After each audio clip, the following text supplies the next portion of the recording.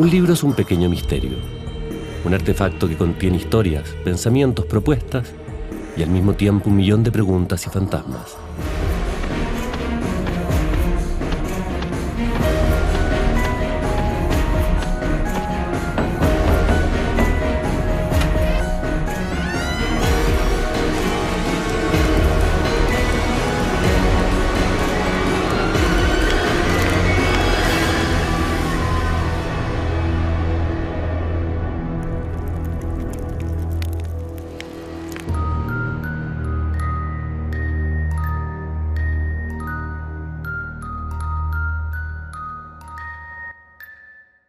Hola, yo soy Carla, no soy asesina en serie, tampoco soy bailarina de cabaret, aunque a veces me hubiera gustado ser bailarina de cabaret. La mayoría del tiempo soy mujer y dicen que soy escritora porque escribo, eso es lo que hago. Ante todo, yo diría que soy una buena persona. La literatura como que al final pienso que son palabras, ¿no? Que se unen unas con otras para contar una historia. Yo creo que al final todos hacemos literatura cuando estamos contándole a un amigo lo que nos pasó en el día, lo que escuchamos, lo que vimos. La literatura es la palabra, básicamente. La literatura es verdad, es velo y es engaño. La realidad nos golpea con su música de trombos o nos duerme y engaña de flautas y sirenas. Nada es necesariamente lo que aparenta. O nadie aparenta necesariamente lo que es. Carla Gelfenbein nos muestra hoy, en Ojo con el Libro, cómo lo que entendemos por realidad, la suya, puede ser un armado arbitrario y cómo la literatura, a golpes, devela la arena que esconde el doblez del autor, su mundo y sus miedos. Un viaje al incesante exilio de una de las voces más reconocidas hoy en Chile y el mundo, a pesar de muchos. Carla, bienvenida a Ojo con el Libro. ¿Te ha tocado a ti alguna vez entrevistar a un autor? Sí. ¿Y cómo se hace? Yo creo que hay como ciertas leyes básicas que la mayoría no las cumple. Primero, no te digo que en este caso sea así, pero a ver, si tú me preguntas así a mí personalmente, qué es lo que he hecho yo y qué es lo que yo espero cuando alguien me entrevista, es que esa entrevista esté al servicio de mi obra. El objetivo finalmente de una entrevista es de que otras personas conozcan la obra de ese autor. Muchas veces en la entrevista la gente se queda pegado en el libro y caen en preguntas como, oye, en tu último libro hay un personaje que se llama Vera, que crece mucho en la segunda parte, y la persona al otro lado no leyó el libro, tiene idea quién no es. tiene idea, y muchas veces la aproximación al autor y a su mirada del mundo te da cuenta de algo que engancha en el que está viendo y se interesa por tu obra en cuanto persona. Es que al final la diferencia está estar al servicio del otro, lo que es súper difícil, porque siempre los egos son muy fuertes, o sea, los egos de todo, me incluyo. ¿No te da un poquito de rabia o de repente como por Dios, que poco hacen la pega ciertos periodistas cuando tienden a pensar que tú eres parte de un establishment en Chile? Porque además, porque tú vienes de un exilio, tu familia viene del exilio de Ucrania, y luego tienen que salir al exilio desde Chile, pero tú incluso en el exilio chileno no representas el clásico exiliado. Es que me encanta, Pablo, porque al final me intentan encasillar, pero no pueden encasillarme.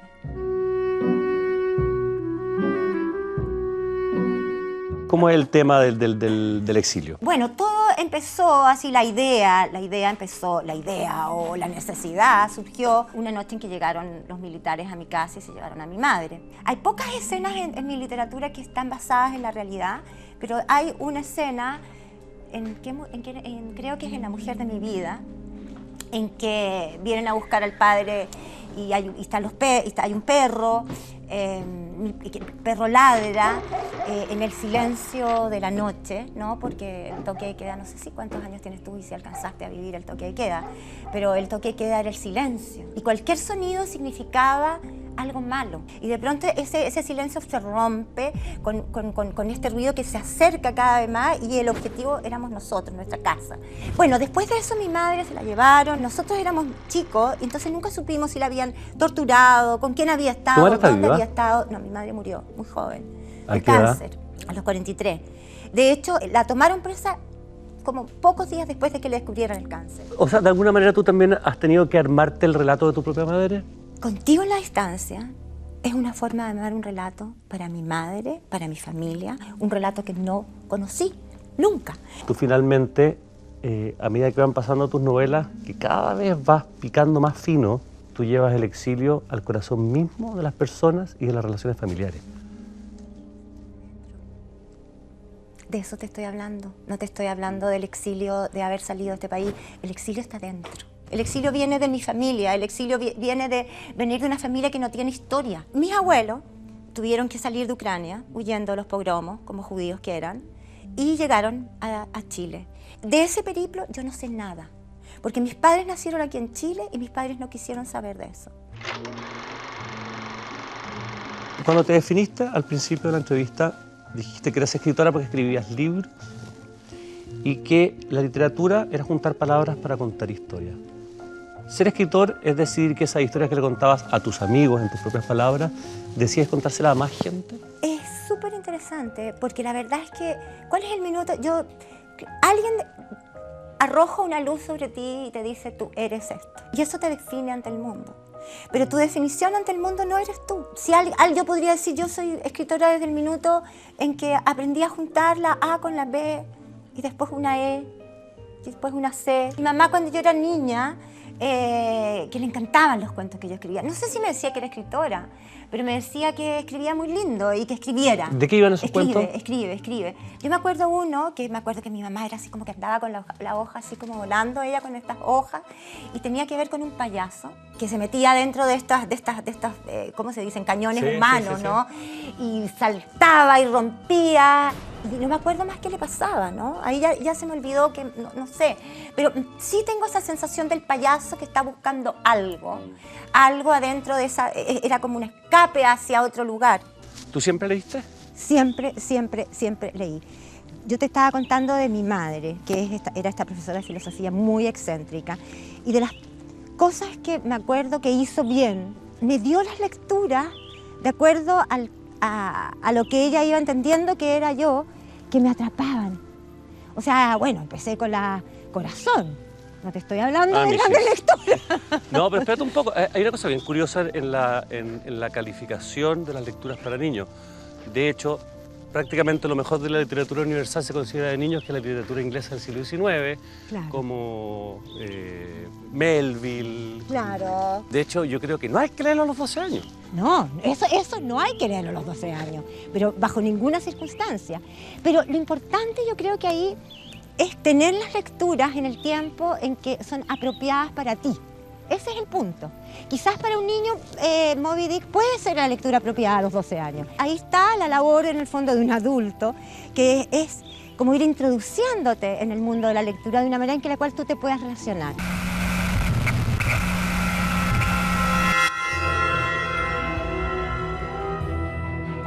En algún lugar del planeta alguien cargaba con tu muerte.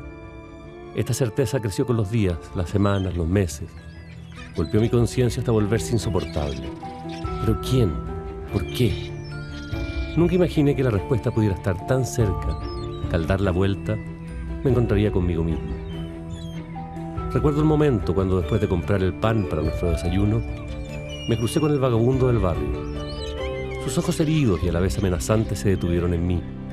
Apresuré el paso, mientras a mi alrededor las personas caminaban arrebujándose en sus abrigos hasta desaparecer en la bruma matinal. Un grupo de chicos cruzó la avenida. Las niñas iban envueltas en bufandas de colores y compartían sus secretos a media voz. En tanto los chicos corrían y gritaban, empujándose unos a otros con la torpeza de los cachorros. Su inocencia exacerbó la inquietud que me había producido el encuentro con el vagabundo. No podía saber lo que sucedería minutos después, lo que te había ocurrido durante la noche o tal vez el alba. Tú hablas mucho en tu literatura, haces referencia a Lispector, que comparte contigo el origen ucraniano y comparte la huida. ¿Cuál es tu relación con ella? Mi relación con ella, primero, empecé leyéndola hace muchos años. Descubrí una vez un libro y fue como que me hubieran abierto una ventana, pero por esa ventana entró de todo. O sea, pero tú primero te aproximas a una autora. A su obra, una señora que se llama Clarice Sin ningún Lispector. atributo Tenía de idea. que esta se emparenta conmigo, venimos de donde mismo, nada. No, esto ocurre antes de los 20 años. Antes de los 20 años me encuentro con un libro de Clarice Lispector que siempre son muy cortitos y muy densos. Y fue como que entró algo que yo no sabía qué es lo que era. Yo no entendía nada de lo que estaba leyendo. Al principio yo no entendía lo que leía. Decía, pero ¿cómo? Si no tiene personajes, si aquí no hay historia. ¿Pero por qué me produce esto? De no poder pasar 4 páginas cuando tenía que ser, 4 frases. Y tenía que cerrar el libro como que respirar.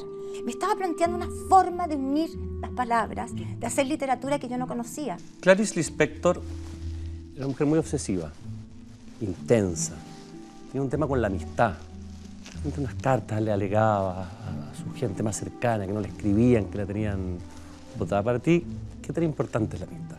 Es súper importante. La amistad lo que tiene de maravilloso, que es una relación que no pide nada, de alguna manera, es cuando la amistad pasa a ser amor, cuando se empiezan a complicar las cosas, ¿no? La amistad es como una elección que uno hace día a día. El día de mañana tú decides, este no es amiga mía o no es amigo mío. Entonces, en el fondo, tienes que ir decidiendo. Y en esa decisión hay un compromiso que vas tomando como día a día y eliges tomarlo o no tomarlo. Entonces, es una relación increíblemente libre. Tú me dices que se puede complicar cuando de la amistad se pasa al amor, pero El amor es muy complicado. Para que haya un verdadero amor y que sea con alguien y no contra alguien, ¿no tiene que estar basado en la amistad en primera instancia? Ese sería como el camino ideal, ¿no? Que pasara por la amistad. Pero el problema es que pasa por la amistad y luego se vuelve amor. Y en el amor empiezan las complicaciones, digamos, en el tú me debes, yo te debo, yo te doy, tú me das. A mí el tema del amor a mí me parece fascinante, digamos, mucho más todavía que la amistad, porque siento que es como un imposible, ¿no? Que hay una teoría que me acuerdo que desarrollé cuando escribí La mujer de mi vida, en que la amistad es como centrífuga, digamos, y el amor es como que está destinado a destruirse a sí mismo. Por el tipo de exigencias que tiene. Y esas exigencias son las que tú necesitas para el amor, pero son al mismo tiempo las exigencias que matan el amor. Esa exigencia no existe en la amistad, y eso es lo que hace que una amistad en el fondo pueda perdurar. Tú eres muy amiga de Pablo Simonetti. De hecho, había un ping-pong, sobre todo en los primeros años, que se presentaban cada uno el libro al otro. No. Las editoriales nos dijeron, por favor, nunca más. Me imagino que llegó un minuto en que tenía que suceder. Claro, nos dijeron, por favor, no lo hagan nunca más. ¿Tú te consideras parte de una generación? ¿O de alguna manera ustedes hicieron una microgeneración casi autofagocitante o bifagocitante que eran ustedes dos? Yo los vi en un minuto como una unidad literaria. Como una unidad literaria. Yo creo que por un problema como de edad y de cuándo empezamos a escribir, eso es lo que más nos une al final.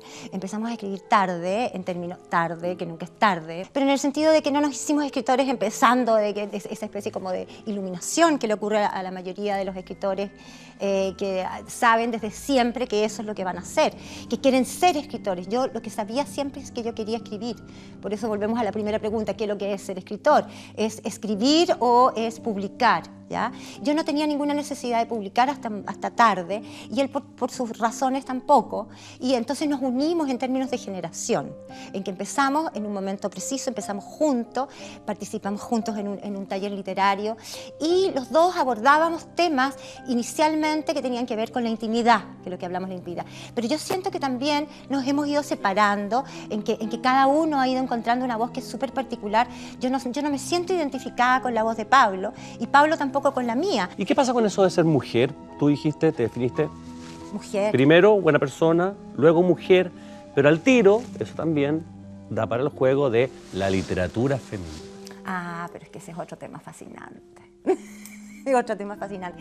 Y ahí también eres un exilado de todo, digamos. Eres un exilado de todo. Por eso yo no lo siento como un karma. Al contrario, todos estos exilios de los cuales estamos hablando, ser mujer, ser judía, ser escritora, son todos, en el fondo, materiales maravillosos. Son materiales maravillosos para la vida, para la escritura, con lo cual uno vive. Pero curiosamente ser mujer es un exilio vivido al revés, porque te quieren volver a un lugar. Te quieren volver a un lugar. No te quieren sacar de un lugar, te quieren dejar ahí, amarrada a un lugar. Yo me he pasado la vida defendiéndome. Al principio me impresionó mucho cuando recién empecé a escribir y me hablaban de, entonces usted escribe para mujeres. Entonces yo decía, no sé, bueno, si me leen las mujeres, fantástico, y si me leen los hombres, fantástico también. Yo no escribo para las mujeres, yo no tengo un lector adentro de mi cabeza. Ahora, y después, entonces, desarrollé todo un discurso muy agresivo. Aquí no hay literatura de mujeres ni literatura de hombres. Y me pasé tanto tiempo defendiéndome y de repente me di cuenta de que cresta me estoy defendiendo. Y empecé a leer, empecé a informarme y empecé a armar un discurso que tuviera sustento. Y ese discurso hoy día lo entiendo. ¿Y de qué me defiendo? ¿De qué nos defendemos las mujeres? De las connotaciones que tiene esta famosa palabra literatura femenina, que son solo connotaciones negativas. La literatura femenina es no universal. ¿Ya? ¿Por qué? Porque generalmente las mujeres, las protagonistas son mujeres. Entonces, cuando las protagonistas son mujeres, no es universal. Tú en particular le has puesto la voz de hombres, de mujeres. Hombres, ¿sí? Bueno, además, eso es lo divertido. Cuando tú te haces la pregunta, una obra escrita por un hombre, cuyo protagonista es un hombre, que es el 90% de la literatura, le preguntan al autor, pregunta 3 o pregunta 2 o 4, señor, ¿usted escribe para hombres? No, esa pregunta no existe. Entonces, ¿qué significa eso? Que es un prejuicio. Que es un total y absoluto prejuicio. Después, además de ser universal, la literatura femenina habla de la intimidad como algo malo. La intimidad es mala, la intimidad es femenina. Toda la literatura. ¿Sabes lo que pasa? Que ahí tratas un tema, que es el de la intimidad e incluso el de la sensibilidad, que a mí desde lo masculino me molesta profundamente, y es que en este discurso también lo pasan a llevar a uno. Porque se apropian de la sensibilidad y uno como si fuera patrimonio uno cuando es un poquito más sensible, es que este cabrón está conectado con su lado femenino. ¡Claro! No, ¿qué le pasa? Tal cual. O sea, este patrimonio de la intimidad que nos achacan como algo negativo cuando está, no sé si en un hombre, también. Pero por ejemplo, la novela de McEwan, el personaje es una jueza que habla en primera persona y que su marido le dice, ¿sabes qué? Necesito, antes de volverme viejo, tener una experiencia sexual fuerte. Porque me voy a poner viejo y ya no voy a tener deseo, no se me va a parar. Y entonces necesito, ¿tú me das permiso? Le pregunta a la mujer. Y toda la historia está vista a través del punto de vista de la mujer, de qué hace con esta pregunta, ¿ya? Tú dirías, esa novela no la puede haber escrito Ian McEwan, ¿ya? Un hombre inglés.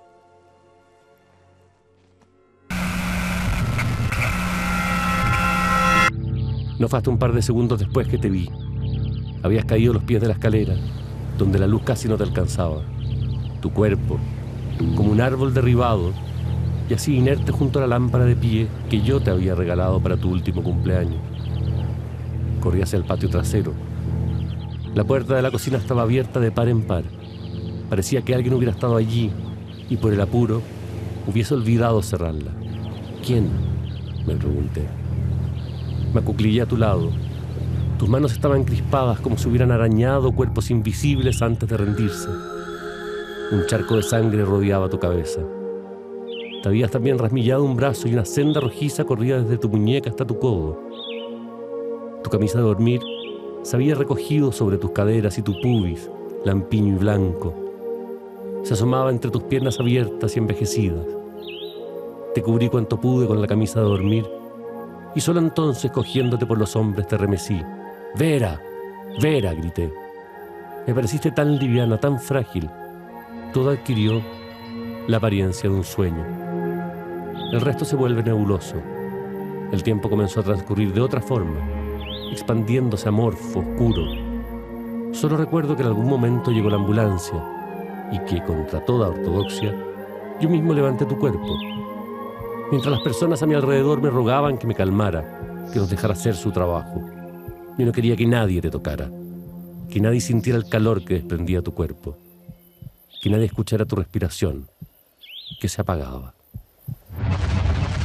tú lees en voz alta lo que vas Todo. escribiendo para ver cómo respira? Yo leo mi novela en voz alta como 3 veces. ¿Y necesitas que respire como que fuera un murmullo que diera cuenta, como que fuera una gran onomatopeya del... Y necesito miles de cosas. La lectura no solamente tiene que ver, bueno, tiene que ver con el sonido. Te vas dando cuenta, por ejemplo, de esas figuras que son casi inconscientes, las aliteraciones, y te vas dando cuenta, aquí hay una aliteración que le está dando una fuerza a esto que quiero decir, que está bien, otras veces no.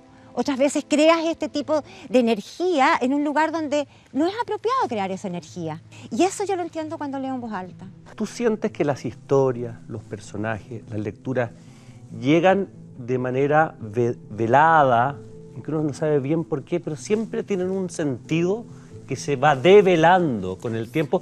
Porque pasan tus libros con los personajes, con sus vidas, con sus pasados, que nada finalmente pareciera ser al azar.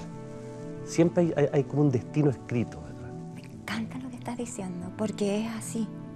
Es así, y es tan así de que yo no diseño. De hecho, yo cuando empiezo a escribir una novela, no tengo un diseño. Y de pronto empiezan a unirse cosas, unirse cosas que tienen que ver con la vida, que tienen que ver con lo inconsciente, con lo real.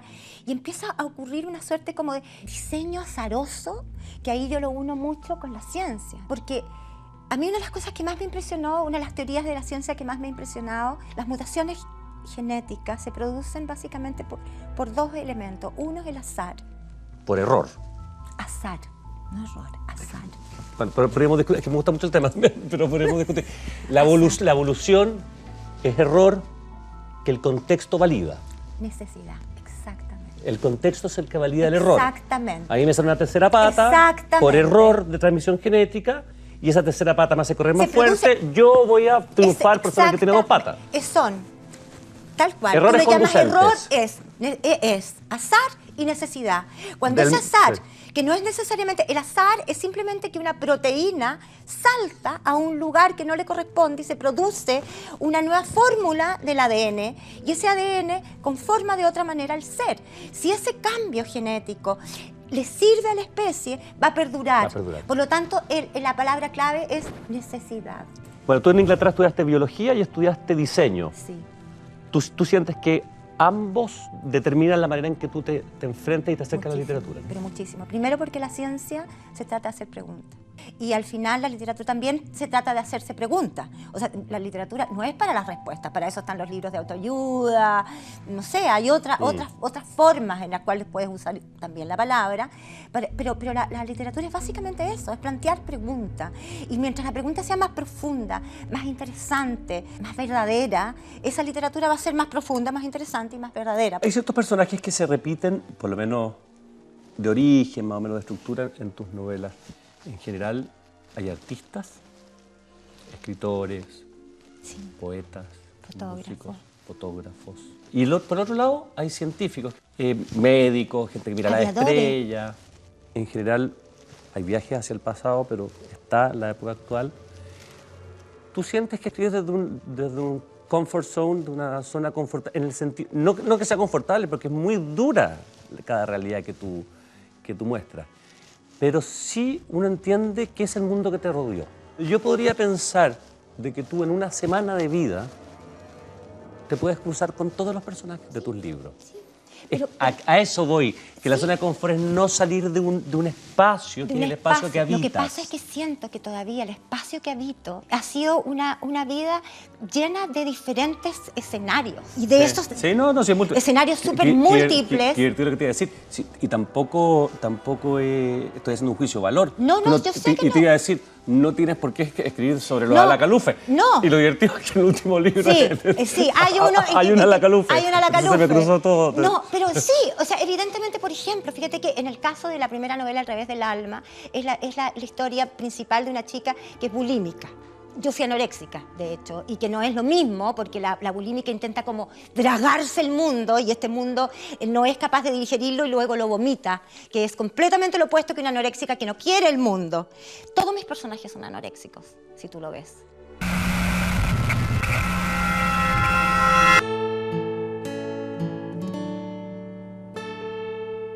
No lo olvides nunca, yo soy tú, me dijo Jérôme cuando nos despedíamos en Charles de Gaulle. Había sido él quien me había instado a viajar. Yo sola jamás hubiera reunido las fuerzas para salir de mi enclaustramiento. A la vuelta de mi viaje, aunque la idea resultara inimaginable, nos casaríamos. Frente a nosotros un ventanal dejaba ver las colas de los aviones que parecían colgar del cielo. Yo soy tú. Eran las palabras que nos unían, que nos habían unido siempre y que nos protegían del infortunio. Como un conjuro, yo era él y él era yo. Caminamos en silencio hasta la zona de embarque y nos despedimos sin tocarnos. Su expresión era tranquila, segura. Yo no podía traicionar esa confianza que él depositaba en mí.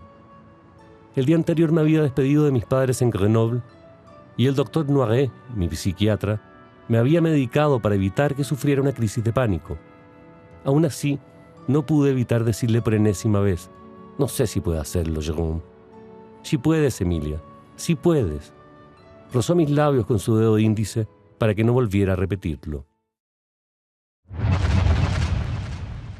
Tú me decías que tú ves la evolución, yo la veo, yo creo que tus novelas son cada vez mejores. Gracias. Y además hay un dato que necesito entenderlo en el contexto. No es que me impresione porque me parece que está bien.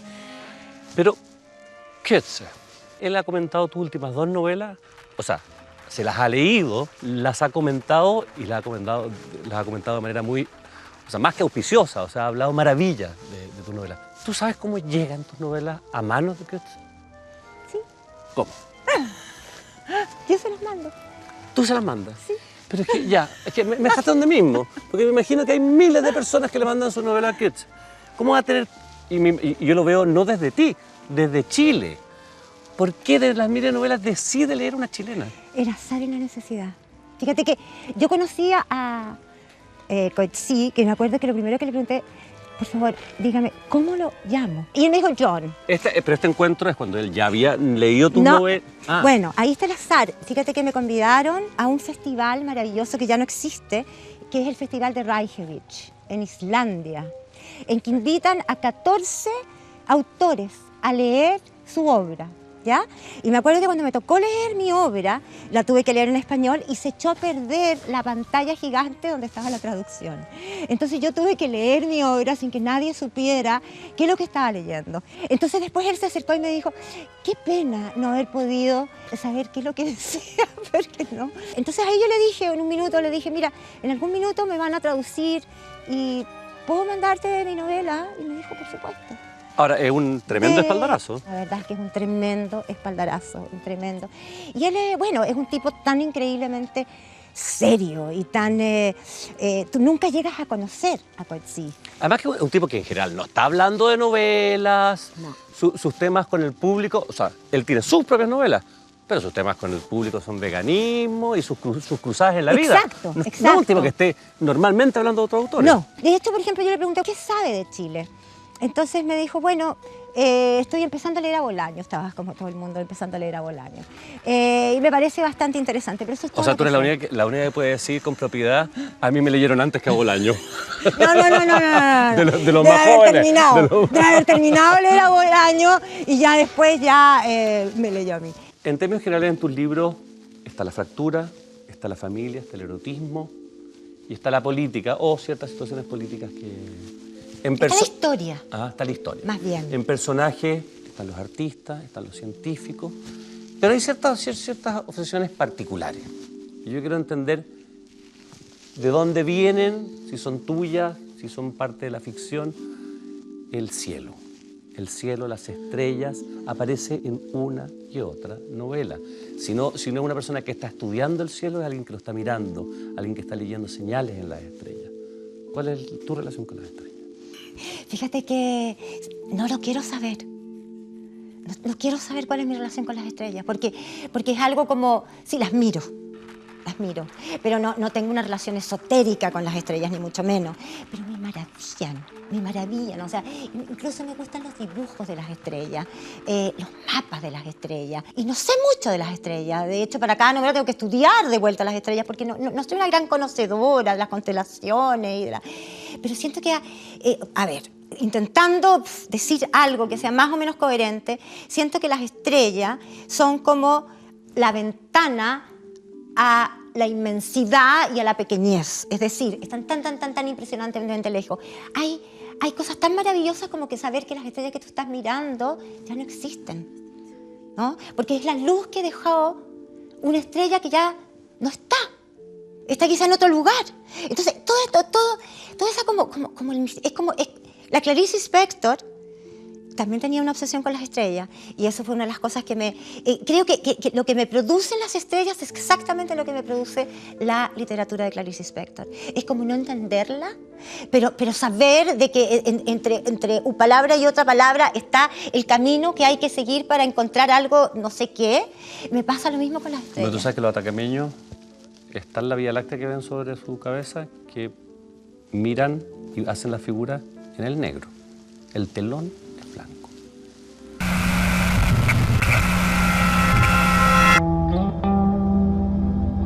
Ya en el avión, hundido en mi asiento mientras miraba por la ventanilla la cama de nube, fijé mi imaginación en el rostro de rasgos pequeños de Jérôme. Él había estado siempre allí. Él era la especie humana y todo lo que habitaba más allá de él no existía para mí.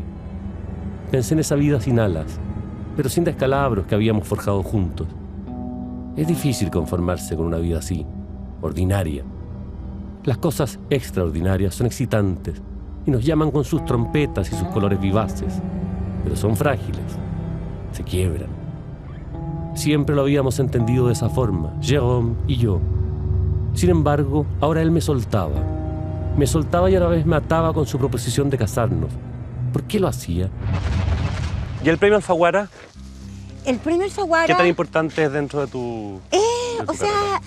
Fíjate que en esta gira que he hecho, que yo te contaba que estoy desde marzo dando vueltas por Latinoamérica, básicamente, países de habla hispana, me he dado cuenta que es súper importante. Cuando tú lo recibes, bueno, un premio. ¿Tú habías recibido premios antes? Nunca lo recibido ni siquiera. ¿Y un premio en una rifa. ¿O habías concursado en...? No.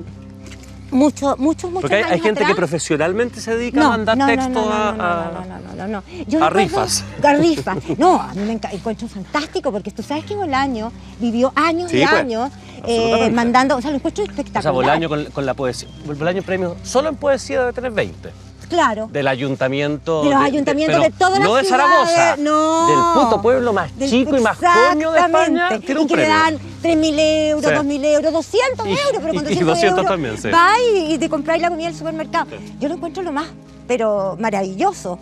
La verdad es que si yo escribiera más cuentos, estaría mandando siempre a ganarme unos pocos euros.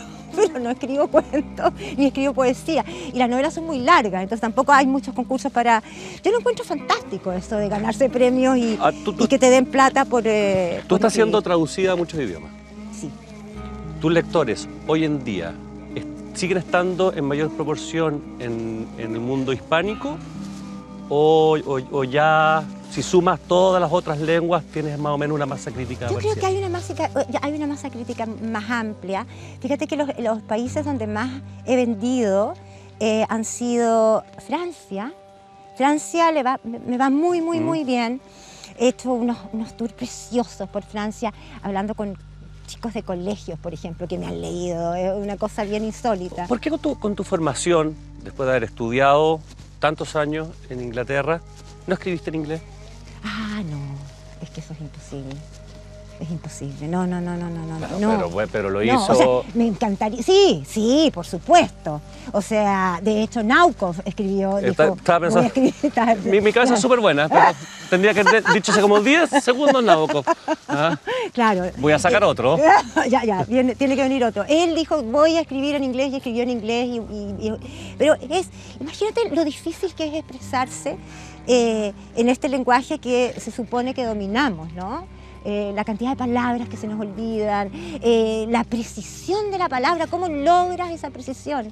¿Cómo logras una metáfora que es tan importante? O sea, yo creo que puedo contar una historia. ¿Y tú una vez que te das cuenta que ya hay una masa crítica en otras lenguas, de alguna manera tú empiezas a escribir también de manera más universal, saliendo del detalle, de ese detalle que solo va a conocer el chileno, de la calle, del barrio, de la manera en que está constituida nuestra sociedad chilena, que es tan particular? Que no hay ninguna novela que hable de eso mía. No sé si... O sea, la verdad es que no hay ninguna novela en la cual yo esté dando cuenta de la idiosincrasia chilena. Pero por ejemplo, te voy a poner un ejemplo que me pareció En tu última novela, Ya. este personaje que vuelve, Ya. esta niña que vuelve a estudiar en Francia, Sí. llega a Chile, se arrenda un departamento en el último piso de un edificio y para ganarse unas lucas trabaja Una verdulería. haciendo repartiendo las verduras de una verdulería. Eso funciona muy bien en cualquier parte del mundo, de países más desarrollados. Sí. O sea, tú si repartes la verdulería en Londres, en Nueva York... En Chile no. En Chile no me dan los números. No te dan los números, me dan no le los números. alcanza. No me No, dan- pero siento que la imagen, esa profesión... es muy linda, es muy que yo me la linda, veía. Pero no, Es no me metafórica, es casi no me cierra metafórica. para el estudiante que viene llegando a estudiar Bueno, pobre literatura en acuérdate que no Francia. tenía que comer. Pasaba Sí, hambre. sí, su refrigerador No da, le alcanzaba. Su refrigerador da cuenta.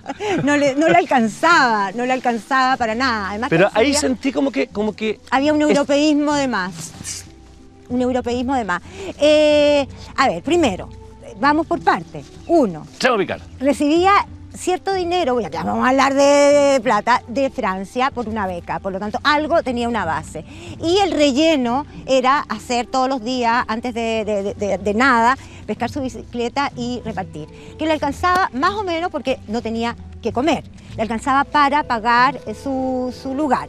Yo No, sí, podría ser hoy con barrio Italia, con esta cosa media además que ella vivía en la azotea. en una verdulería bien sofisticada, Sí. con fruta fresca, podría llegar a ser. La imagen, a mí no sé si serán europeas o serán chilenas, o no sé, pero yo trabajo mucho con imágenes. Hay ciertas cosas que me gusta esa imagen de esto. Incluso cuando yo empecé a escribir la novela fue antes de la explosión bicicletera que hay ahora en Chile, que ahora hay una explosión gigantesca que uno como peatón tiene que andarse protegiendo de la invasión bicicletera, que es una maravilla, pero por otro lado es bastante asustosa. Y la imagen de esta chica en bicicleta repartiendo verdura me pareció bonita, puede ser clichesosa, Sí, no, está bien. o no, De me hecho, da lo mismo. Así como hablamos, hay tantas cosas que me dan lo mismo. Si voy a crear una imagen clichesosa y me gusta, la Oye, pongo. de hecho, Imagínate cómo se llama mi novela La mujer de mi vida. ¿Quién se le puede ocurrir ponerle una novela La mujer de mi vida?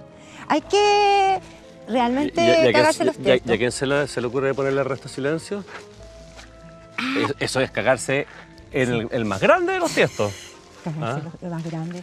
Imagínate pescar una frase Y de curiosamente, Shakespeare, la frase final, La patudé. la frase final de Hamlet. De Hamlet, and the rest is silence. Y curiosamente, la frase dentro de la novela va puesta en un lugar que no pasa nada.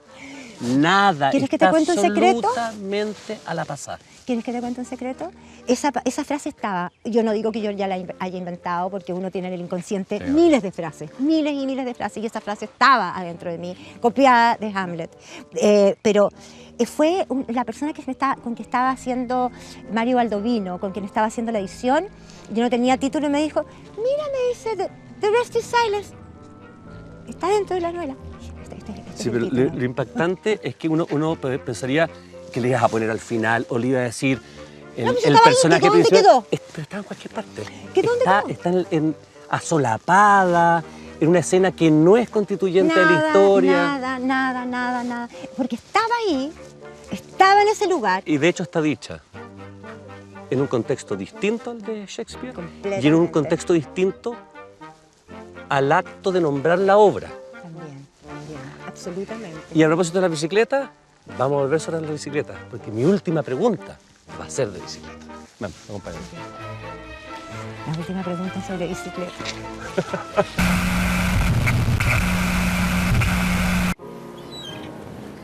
Recordé el Mar de la Serena, la ciudad donde mi madre había nacido. De niña yo había estado ahí un par de veces. Vi las olas levantándose con su textura escamosa. Vi a mi madre que corría a sumergirse en el corazón de la muralla de agua, para luego hundirse bajo el estampido de 1000 partículas brillando a contraluz.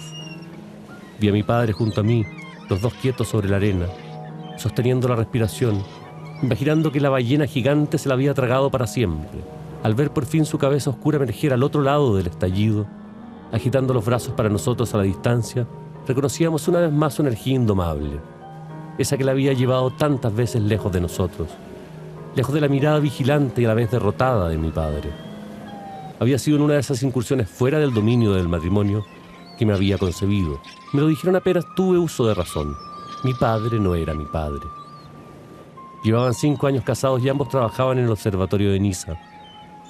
Habían intentado tener hijos, pero el semen de mi padre no tenía la densidad necesaria para procrear. Por esa y otras razones que con los años se me hicieron evidentes, cuando mi madre le dijo que estaba embarazada de uno de sus alumnos en práctica, mi padre aceptó a ese ser que ya flotaba en su vientre. Esas eran las imágenes que primaban de ese país lejano donde había nacido mi madre y a donde ahora me dirigía, ella fumándose y luego apareciendo. La mano de mi padre junto a la mía, sin tocarse. Nuestras sonrisas unidas en silencio, corroborando el hecho de que sin importar nuestra composición genética, él y yo estábamos varados en la misma orilla. Ahora esos pedazos de mar aparecían tranquilos, en su propio silencio. Pensé que todas las cosas tenían otra realidad, una que yo, hasta entonces, no había visto. Recomiendo un libro, poema, obra de arte, un libro o poema que nunca debió haber sido escrito. Yo no lo he leído. Estoy Ok. segura que existe, pero yo no lo he leído. Un libro, poema que te deje con pesadillas para siempre. Ah, Cumbres Borrascosas. Wuthering Heights. Un libro que cambie el mundo para mejor. Los libros no son para que cambien el mundo para mejor. Un libro para matar a alguien. Hay un libro bien interesante que dice 10 maneras de matar a mi madre. Un libro para darse estatus. Así como que te ven leyendo, ella sabe. Yo creo que hoy día, en este minuto, como con las cosas de las modas, alguien que anda con un libro en Ausgar, ¡oh! Un libro para conquistar a alguien. No sé cuál, pero no el que tú escribas. Eso sí que está súper claro. No sé uno cuál, tuyo. No uno tuyo. O sea, uno no escribe para conquistar a nadie, al contrario. Un libro para regalarle a alguien que detestas. Hay uno que me regalaron, de hecho, y dije, ¿por qué me lo regalaron? Uno de Paulo Coelho, que no me acuerdo ni cómo se llama. Pero podríamos decir cualquiera de Pablo Coelho. yo creo. Cualquiera de Paulo Coelho. Un libro para dejar de creer en el amor. Todo. De eso se trata la literatura. De eso se trata la literatura. O sea, un libro que te hace creer en el amor es un mentiroso. Un libro para dejar de leer para siempre. Que te deje así como asqueado de la literatura. No sé, es que yo no lo he leído. Debe haber, pero yo no lo he leído. Porque sigo leyendo fascinada. Un si libro no- para masturbarte sin culpa. Cualquier libro que tenga una buena escena erótica y ir a calentarte si no te calienta. Pero Una de los que- de los que han mala leído- escena de los que erótica. han leído, pues, El amante, o pues, no sé, Eh, que te haya regalado una gran escena. Recién acabo de leer una novela que es de Héctor Abad Faciolince, que se llama La Oculta, y que tiene una escena súper extraño porque es entre dos hombres. El primer acto sexual entre dos hombres, que lo encontré increíblemente Bien erótico. descrito. Ah, sí. Lo encontré increíblemente erótico. ¿Te erotizó a ti? Me erotizó a mí. Ah, wow. Un libro para cuando es domingo y estás triste porque sí. Ándate a caminar. Un libro para llevar a una isla desierta, es que va a ser el único libro que todos los que están ahí van a tener para siempre. Yo lo que llevaría en vez de un libro, llevaría mi computadora para poder escribir. ¿Y dónde lo va a conectar? Un lápiz y un papel. Y que yo iba a decir un lápiz y un papel, pero dije, ay, va a sonar como tan romántico. Palabra o giro idiomático que ames. O hay una palabra que me fascina, que es hondonada. La encuentro preciosa. Después hay otro que a mí me gusta, que es reducto. Y que de hecho tengo que sacarlo, siempre tengo que hacer una revisión de mis novelas para sacar la O sea, palabra ¿cuántas veces- reducto. cuántas veces está porque está reducto? 400 veces. Una palabra o giro que te parezca detestable. Fíjate que estaba haciendo una lista ahora de palabras que son, pero que terminaron como gustándome. Y una de ellas, por ejemplo, es alpargata. Y terminó como gustándome. Pero es como fea. En general, sí, es como fea. Alpargata. Pero los sustantivos son más febles. Todas las palabras que tienen que ver con los amaneceres, crepúsculos, albores, todas esas palabras que describen como esos momentos en que el sol se va o viene, son todas horrorosas. Esas palabras que se están llevando, que tienen demasiado que decir. Demasiado que decir y hasta suena fea, albor. Palabra o Uf, giro de otro horrible. idioma que te gustaría importar. Porque sientes que no- Cocotte. Cocotte. Cocotte en francés. Cocotte es como cocotte, es como entre minette y cocotte. Me encanta, es muy linda, es en francés. Ma cocotte. Cuando tú le dices a una amiga ma cocotte. Y por último, porque te dije que iba a terminar con bicicleta, hay una escena en tu última novela en que un tipo está haciendo un ejercicio que todos los hombres han hecho alguna vez, que es pensar en algo más para contenerse. Para la contenerse, bicicleta. así, sí. Es que eso está en una novela. Así, bueno, me dice, ¿y qué haces tú? No, yo pienso en mierda. En Una bicicleta. bien cochina, para no irse. Y tú dices, y el tipo pensó, se puso a contar bicicletas. Primero que nada, ¿de dónde sacaste que alguien contaba bicicletas? No te lo puedo decir. Pero tú Alguien. conoces a alguien que contaba bicicletas. Sí, pero no te lo puedo decir. Es un hombre que me confesó justamente que hacía eso para no irse. Ya, pero alguien que cuenta bicicleta está tirando y empieza una bicicleta, No sé, dos bicicletas, no sé. 3 bicicletas, 4, o empieza como a imaginarse bicicletas distintas. Sí, no sé cómo ¿Pero lo qué te hace. imaginaste tú cuando te pusiste a tu contar personaje? bicicleta. ¿Le pusiste a Entonces que era contar tan bonito, en vez de estar contando Petit Mouton, que se dice ovejitas, o las nubes para quedarse dormido en coche, eso de contar bicicletas Es que yo creo- me pareció muy es bonito. que yo creo No que- sé si será verdad o Yo no. creo que no es verdad, es que... Es probable que sea poesía. Yo creo que Yo no es creo verdad. me lo dijo para Que conquistarme. no se ponen a contar nada. Tratan de meter imágenes que los alejen del erotismo. Pero no Claro, necesariamente pero no contar. contar bicicleta. No Puede necesariamente ser. contar. Entonces, lo que te voy a pedir finalmente es que pienses en otra imagen para un hombre tratando de aguantarse. Bueno, yo pensaría en algo, me imagino que tendría que pensar en algo sangriento, o sea, en algo, alguien, no sé, una imagen de Sarajevo, por ejemplo, que es completamente antierótico, Sarajevo. Ya, claro. Pero ahí estás atentando también contra La sexualidad mismamente. contra la belleza que tiene que ver de la Sarajevo situación. con el amor o con el sexo. Carla, estamos acá en la Viña Santa Rita. Hemos recorrido sus parques, uno de los lugares más lindos de Santiago, pero que además hacen uno de los mejores vinos de Santiago. Suerte la Que es mía. para ti. Pero que me vas a llamar para que lo hagamos juntos. Oye, queda pendiente. Y yo te voy a regalar este libro. Es un libro. Hoteles de paso, que tiene un... Pero no, nadie lo puede comprar, así que no da lo mismo. Es muy único y tengo pasaste. como 5 ejemplares y te estoy regalando uno. Te pasa. Carla, muchas gracias. De nada.